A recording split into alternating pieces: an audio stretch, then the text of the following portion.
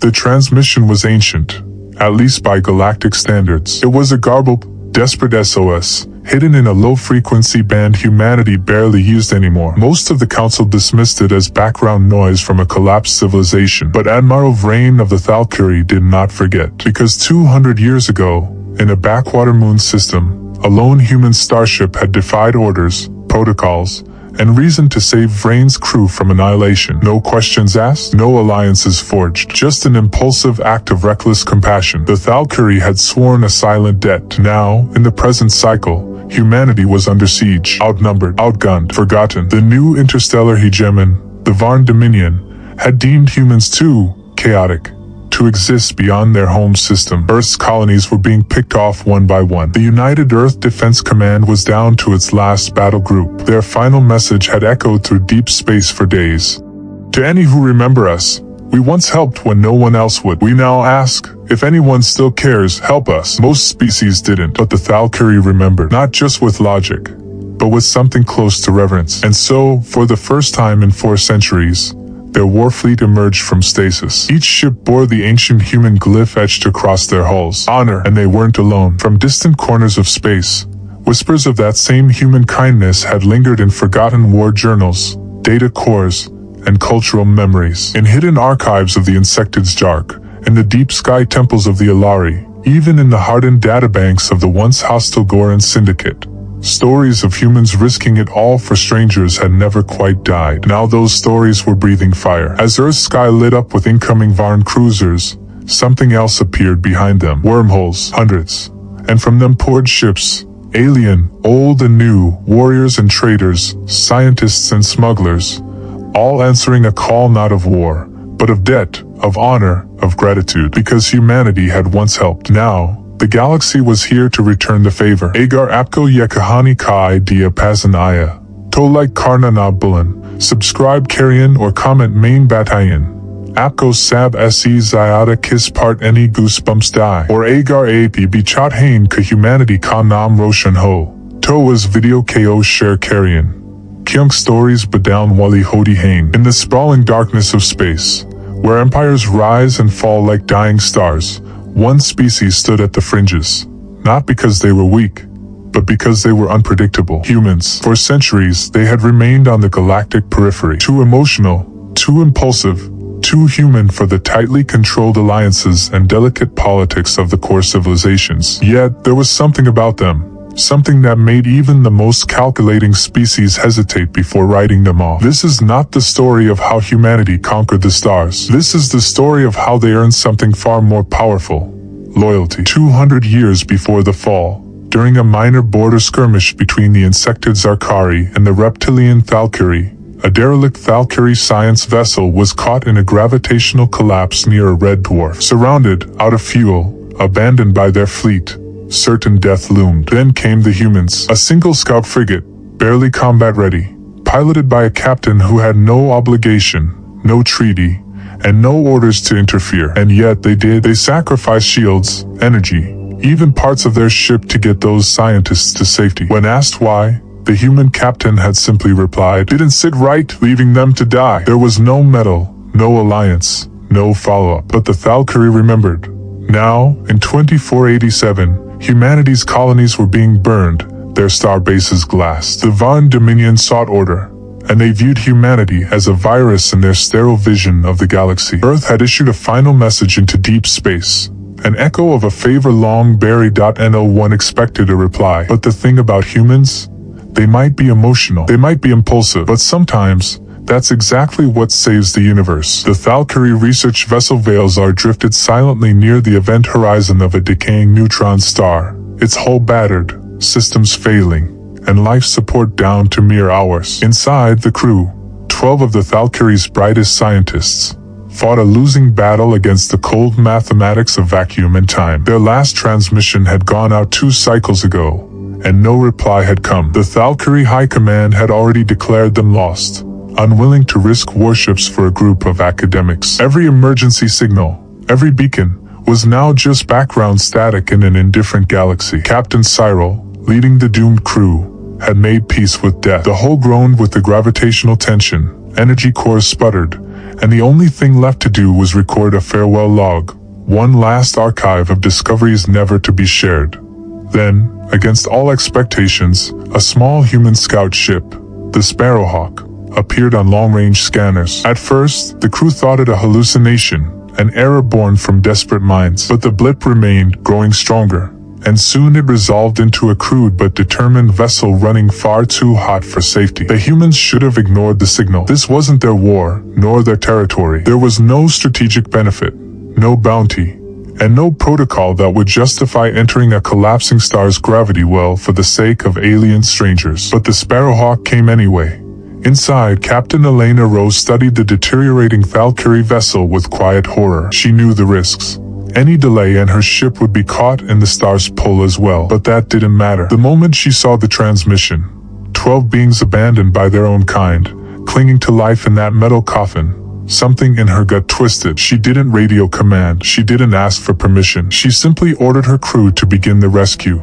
The operation was reckless. The Sparrowhawk's shields were overextended, and its engines overheated to the point of melting outer plating. Rose jettisoned half the cargo hold to make room for survivors. She even cannibalized key components, navigation buffers, energy cells, to stabilize the docking platform. Her engineer protested, but she didn't flinch. "We're not leaving anyone behind," she said flatly, staring into the eye of the neutron storm. One by one, the Valkyrie scientists were pulled aboard, dazed and disbelieving. They spoke little of thanks at the time. They were a species of logic, not emotion, but the images burned into their memory. The human captain, sweat pouring from her brow, issuing orders with calm intensity as her ship groaned like it was screaming. Her crew, moving without hesitation, as if rescuing aliens in a death trap was just another Tuesday. They barely escaped. The Sparrowhawk limped out of the neutron star's grip with less than 3% engine capacity and only partial life support. Rose didn't ask for anything in return. Not data, not favors, not recognition. When the Valkyrie finally contacted their command days later, they offered to reward the humans formally. Rose declined. "You'd have done the same," she said, but they knew they wouldn't have. That act, unpaid, unasked, and unforgettable, echoed through Valkyrie memory long after the humans left. In their cold, efficient culture, it became something close to sacred, a legend of irrational kindness. And though they said nothing to the humans then, the Valkyrie etched a vow into their private archives. "If ever humanity calls, we will answer." The skies above Earth were no longer blue. They were a dull, bruised gray, clouded not by weather, but by the shadows of Varn Dominion warships. The orbital defense rings had been reduced to floating debris, their twisted remains silently circling the planet like gravestones. Once bustling colonies across the Sol system had fallen one by one. Titan silenced, Mars glassed from orbit, Europa left in frozen ruin. The Varn came with cold precision, not for conquest, but for extermination. They considered humanity an anomaly, too emotional, too chaotic, too unpredictable to be permitted continued existence in the structured order of the galaxy. Their judgment was final, their campaigns swift. Earth, the heart of human civilization, now stood alone, battered and encircled. Inside the fortified remains of the United Earth Defense Command, high above the surface in the last intact station, Argent Spire, Admiral Reva Thorne stared silently at a flickering holographic map. Red markers outnumbered blue 10-1. Reinforcements weren't coming. There were none left. Communications with outer colonies had gone dark days ago. Supply routes were severed. Morale was shattered. The civilian population was in hiding or already gone. Yet still, Earth resisted. Humanity had always been a stubborn species, refusing surrender even when logic demanded it.in the command center. The few remaining officers watched as the last defensive satellites blinked out, one by one. Silence settled, not just in the room, but across the network. No allies, no reinforcements, no answers. For all their brief time among the stars, humans had never built lasting alliances. Their politics were messy, their outreach inconsistent. Where other species formed interstellar blocks, the humans had stayed mostly independent, welcomed nowhere, but despised by few. They had helped where they could, sometimes at their own cost, but those deeds had faded into forgotten files or distant memories. Now, in their final hour, Earth had only one option left: to ask for help, knowing that it may never come.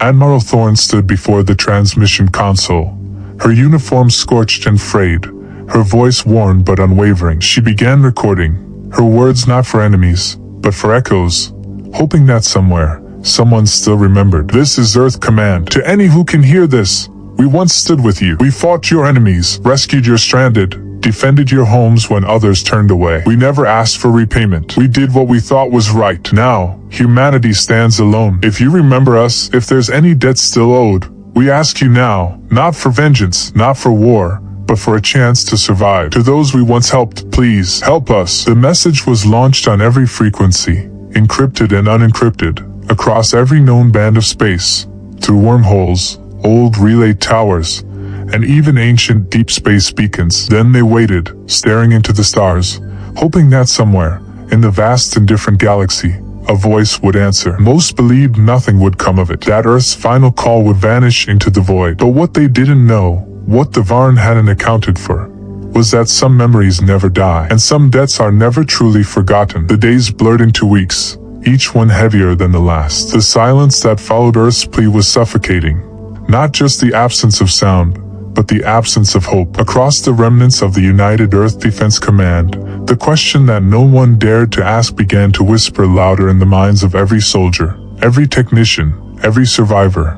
Had the galaxy already forgotten them? The message had been sent across every frequency, launched toward systems where humanity had once made a difference, where a lone medic had saved a plague-stricken village, where a freighter captain had risked their ship to pull strangers from solar storms. But the void gave nothing back. No ships, no signals, not even static pings of acknowledgement. The stars, vast and unfeeling, simply stared down, cold and distant. In bunkers and shelters across the planet, people rationed more than food. They rationed faith. News feeds repeated hollow updates about defensive strategies and fallback zones. But everyone knew there was no backup plan. The Varn Dominion continued their tightening noose, content to wait and crush resistance system by system. Their strategy was clinical. No bombardments yet, no final attack, just a methodical suffocation, psychological warfare at its most elegant. By denying humanity the dignity of a glorious last stand, they instead forced them to face the slow, bitter truth that they were a lone dot on Earth's surface. Cities had turned quiet. Some people prayed, others drank, and a few chose not to wait at all, walking into the sea or disappearing into the wilderness rather than die under a Varn sky. In orbit, aboard Argent Spire, Admiral Thorne stood before the same projection she had watched for weeks, now nearly devoid of blue markers. A few scattered defense nodes still responded, small units hiding in asteroid fields or buried in old mining outposts, but they were fragmented, broken. The fleet was gone. She had stopped wearing her medals. The uniform now felt less like a symbol of authority and more like a burial shroud. Yet still, she and her crew remained at their posts, not because they believed help was coming, but because they refused to give the Varn the satisfaction of surrender. And yet, somewhere deep within the transmission logs, a flicker of motion pulsed every few hours, the system continuing to rebroadcast Earth's final message on a loop. To any who could hear, to any who might remember. It played through aging satellites and abandoned listening posts, drifting across the galactic dark like a forgotten prayer. To those we once helped, please, help us. Each time it echoed, it felt a little more desperate, a little more like a farewell. But still, they let it run, because in the silence, it was the last thing they had left. Not a defense, not a weapon, but a whisper of what humanity had once been. Hope, after all, is often the last thing to die. The silence shattered not with a warning, but with a ripple in the very fabric of space above the red wastelands of Mars. At first, the orbital sensors mistook it for another Varn incursion, another fleet slipping through subspace to deliver the final blow to what little remained of human resistance. But the energy signature was wrong. It didn't match Varn technology. It was older, deeper, resonating with a frequency last recorded over a century ago during a forgotten era of exploratory diplomacy. The signal pierced through the static like a whisper in a dead forest. And then, without fanfare, without declarations or threats, they arrived. Ship after ship emerged from the void, sleek, obsidian vessels shaped like crescent moons, their hulls glimmering faintly with bioluminescent markings that pulsed like the heartbeat of an ancient beast. The Valkyrie. Dozens of warships, their formation perfect, their arrival precise, every movement disciplined and deliberate. They didn't open fire, they didn't hail, they simply held position in Mars orbit, a silent wall of alien might above a scarred world. Inside Earth's last command station, the moment felt like fiction. Admiral Thorne stared at the live feed in disbelief, her breath caught halfway between panic and awe. Her tactical officer, stammering over confirmation reports, struggled to find words, until one line cut through the silence. "They're Thalkiri, ma'am, all of them. Full Warfleet configuration. And you're going to want to see this." The camera feed zoomed in on the lead battleship, and there it was, etched into the hull with almost reverent precision, a human symbol. The old Earth defense insignia, long obsolete, from the era of early interstellar exploration. Beneath it, a single word written in ancient Terran script, "Honor." The room went quiet. No one knew what to say. The Thalkiri hadn't made contact with humanity in over 100 years. They were known as a cold, logical race, aloof, strategic, and rarely sentimental. Yet here they were, bearing not only the mark of humanity, but displaying it like a vow carved into steel. The insignia wasn't decorative. It was a statement. They hadn't just come in peace. They had come for a purpose. As the Earth broadcast beacon continued to loop its desperate message into the stars, the Thalkiri finally responded, not with words, but with movement. The lead ship repositioned, sending encrypted telemetry bursts through human frequencies. Unmistakable. Tactical data, formation strategies, fleet positioning around Earth. They weren't asking permission. They were integrating, joining the defense, standing with humanity. Admiral Thorne, still absorbing the moment, turned toward her crew. "Open a channel," she said softly. "Let's see if ghosts really do answer." The Thalkiri commander appeared in holographic form. Tall, crystalline eyes unblinking, voice smooth and devoid of ornament. "We remember the Sparrowhawk," he said. "We remember the choice your kind made. You helped without reason. Now we do the same. We owe you a sky." And just like that, the silence of extinction was broken. Humanity was no longer alone. At first, it was just the Thalkiri, one fleet, one unexpected miracle. But within days, the stars around Earth began to shimmer with movement. Space, once a lonely tomb closing in, now churned with the whisper of subspace fractures and FTL distortions. The galaxy was waking up, not all at once, not with fanfare, but like a slumbering giant roused by the echo of an old debt. The signal Earth had sent, its desperate plea, had reached far more than they had dared imagine. Some races answered out of honor, others out of memory, and a few, perhaps, out of guilt. But they came, and they came prepared. The first to follow the Thalkiri were the Zjark, silent as always, invisible to most sensors until they were already there. Their ships did not announce themselves. They simply materialized in the shadowed flanks of the Varn's outer siege lines. Sleek, predatory vessels, matte black and coated in optical cloaking, their presence was felt rather than seen. Unlike the Thalkiri, the Zjark sent no transmissions, made no declarations. But across Earth's defense grid, Varn command ships began disappearing, vanishing from the field with no warning, no explosion, just eerie silence. Rumors filtered through columns of flickering shadows aboard enemy vessels, of officers cut down mid-order, of entire units left headless and panicked. Humanity had once saved a Zjark diplomat from an ambush in the Omari Nebula, an event barely remembered by those involved. But the Zjark remembered, and when they answered Earth's call, they did so in the only way they knew, with blood.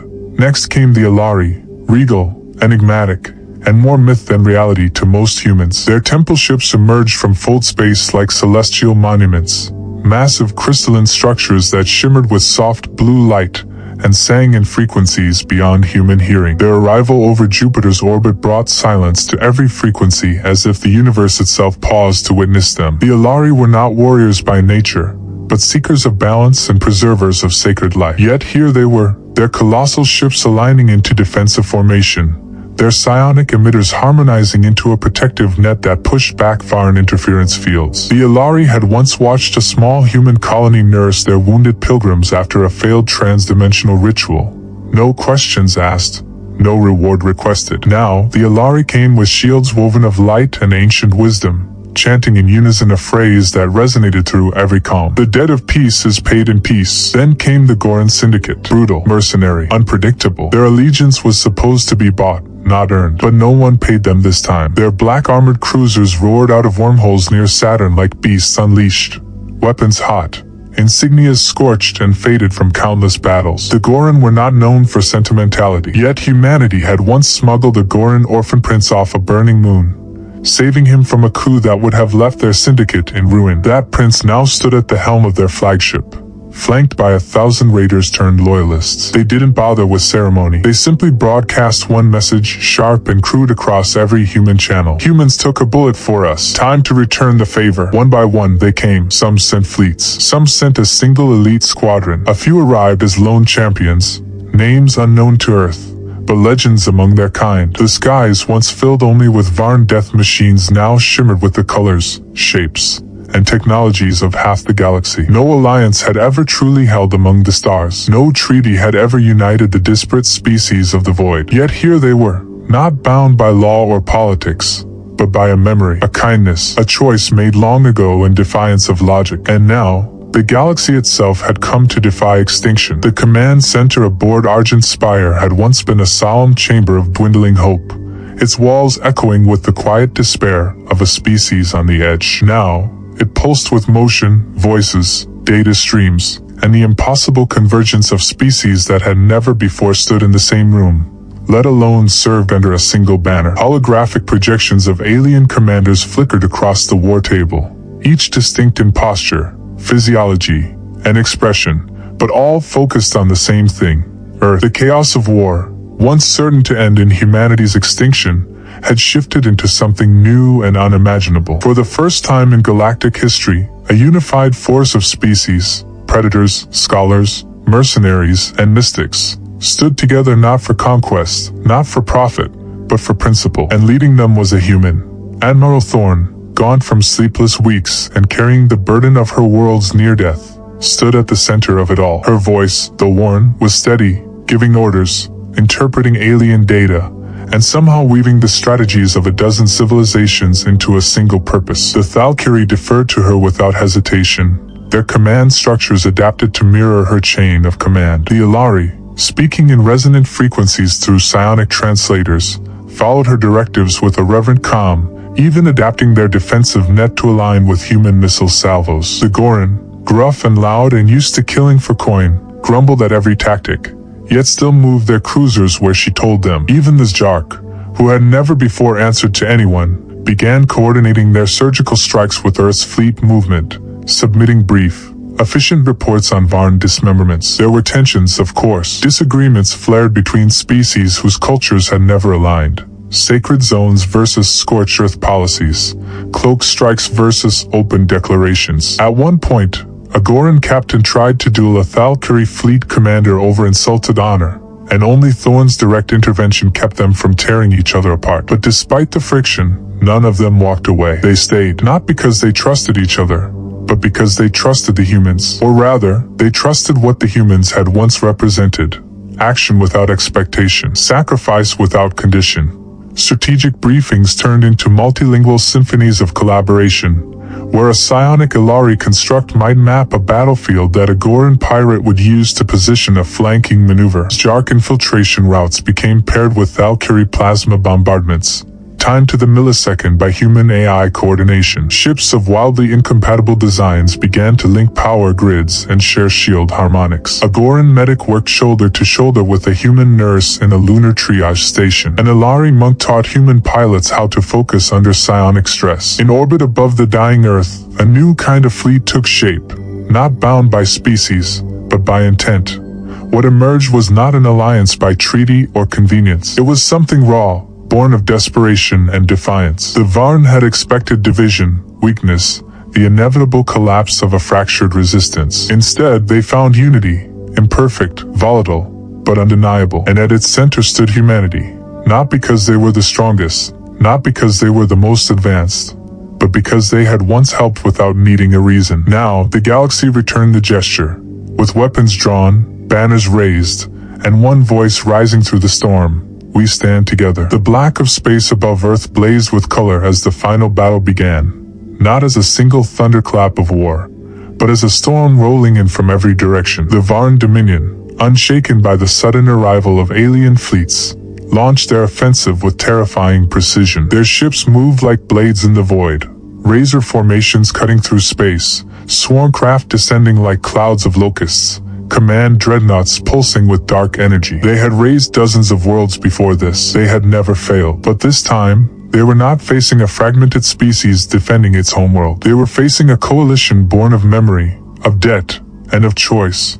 A tide that had never existed before in the history of the stars. At the helm of this resistance stood Admiral Thorne, her voice carrying through the interlinked command network that spanned species, languages, and ideologies. From Earth's remaining satellites to Thalkari warships, Ilari temple ships, Goran cruisers, and Zjark infiltration nodes, her orders flowed like currents in a living organism. What humanity lacked in numbers and raw power, it made up for in strategy. Fluid, unorthodox, unpredictable. Human command AIs processed the chaos of battle in real time, routing fleets dynamically, coordinating alien abilities with surgical timing. Varn phalanxes found themselves cut off not by overwhelming force, but by improbable maneuvers only humans would dare attempt, and that aliens now had the means to execute. Ilari psionic projectors bathed the battlefield in harmonic waves that disrupted Varn communication relays, while Thalkari capital ships fired Sunlance barrages that carved through Varn dreadnoughts with elegant fury. Goran boarding pods, retrofitted with human breach protocols, slammed into enemy hulls and spilled warriors who fought like berserkers with precision-born savagery. Zjark assassins disabled Varn fleet commanders mid-battle, causing entire formations to falter and drift. In the midst of it all, human fighter wings, fragile, aging, danced between enemy lines like sparks on a storm wind, guided by nothing but intuition and sheer defiance. Earth itself, scarred and battered, joined the fight. Hidden railgun platforms in the Himalayas and dormant orbital weapons activated by last-minute alien tech upgrades unleashed kinetic fury into the sky. The moon's dark side lit up with long silent human cannons now recharged by Ilari reactors. Civilians across the globe, watching from bunkers and shelters, could see the stars ignite above them, not with the fire of destruction, but with the brilliance of resistance. The battle raged for hours, then days, shifting tides and broken lines, victories traded for losses. But unlike any battle before it, this one didn't fracture under pressure. It adapted. When the Varn unleashed their last and most powerful dread engine, cloaked in subspace and flanked by death swarms, it was a hybrid human Ilari fleet that countered with a psychic disruption wave time to a synchronized Goran missile volley. When Earth's orbital station was nearly overrun, it was a Thalkari cruiser that took the blow, sacrificing itself without hesitation. When a final Varn push drove into Earth's gravity well, humanity answered not with despair, but with unity. And when the last Varn ship exploded in silence above the blue-green sphere they had tried to wipe clean of life, there was no roar of triumph, only the collective exhale of a galaxy that had remembered something vital. That hope, when shared, can become a weapon more powerful than fear. When the last Varn vessel vanished into the cold abyss of space, limping through fractured jump corridors and dragging the remnants of their once unshakable fleet behind them, a strange stillness settled over the earth. It was not the silence of death they had feared for so long, but the silence after thunder, the breathless calm that follows the impossible. For the first time in generations, the stars above Earth were free of conquest. The siege was broken. The predators had fled. The Varn dominion, for all its brutality and centuries of unchallenged dominance, had been forced into retreat, not by overwhelming might, not by some singular weapon, but by unity, by a coalition born not of politics, but of principle. The wreckage of war drifted in orbit like forgotten monuments, charred Varn hulls, shattered Goran raider wings, the broken frame of a Thalkari capital ship that had taken the brunt of Earth's final defense. Beneath it, Earth stood battered but alive, its skies now crisscrossed with friendly vessels, alien and human alike, coordinating reconstruction, offering aid, and watching for signs of Varn resurgence that never came. Humanity, once written off as a fragile, chaotic species at the edge of the galactic stage, now stood at its center, not through conquest, but through remembrance. The story of Earth stands spread like wildfire, across trade routes and border colonies. In old data archives and whispered station halls, the tale grew, of a species that had helped others without expectation, of a plea sent into the dark that had been answered not by one, but by many. Children on distant moons played games pretending to be human pilots. Scholars in the Ilari sanctums reclassified humanity as a pivotal cultural keystone. The Goran Syndicate, once ruled by profit, adopted a new code honoring debts of mercy. Even the Zjark, who had never recorded their history in shared records, added a human face to their ancestral memory stones.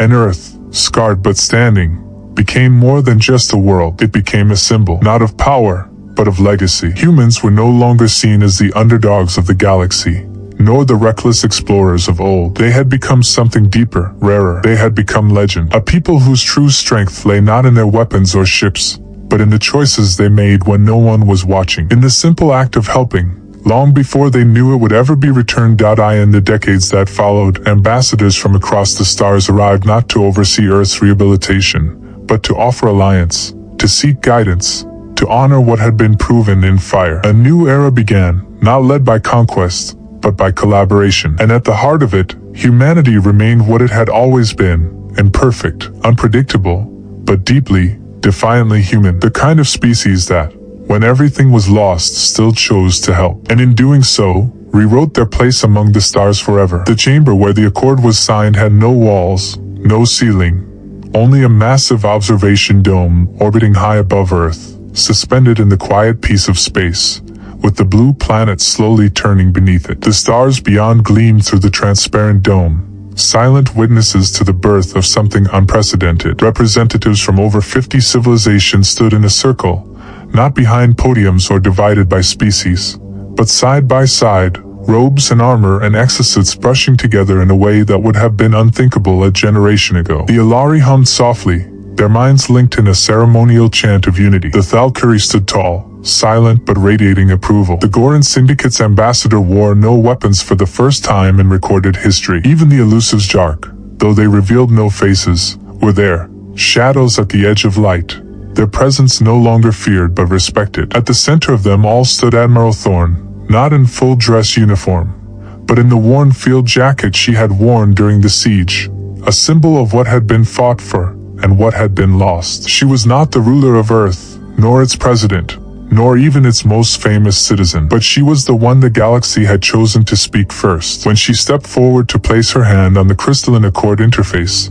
the chamber fell into stillness, not because of protocol, but because of reverence. The new galactic accord was not like the failed coalitions of the past. It was not about power sharing or territory or who controlled which trade lanes. It was about obligation, shared, not imposed. Each species pledged to aid those in need, without demand for recompense. The accord made room for cultural autonomy, for disagreement, even for flaws, but its core promise was clear.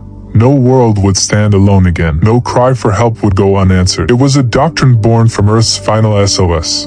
A message sent not in desperation, but in trust. That trust had changed the galaxy. As the final signatures were entered, biometric, psychic, encoded, and symbolic, a pulse of light spread from the center of the dome, washing gently over the assembly. In that moment, no species was lesser, no culture forgotten. The great empires and the smallest colonies were bound together by the knowledge that unity had saved them when power could not. Far below, Earth's surface still bore the scars of war, but also the seeds of rebirth. Alien medics worked in human cities. Human engineers helped rebuild orbiting habitats for Lari pilgrims. Children of every species now learned in shared classrooms, their languages overlapping, their histories taught as one. The galaxy had not crowned humanity with dominance. It had done something rarer.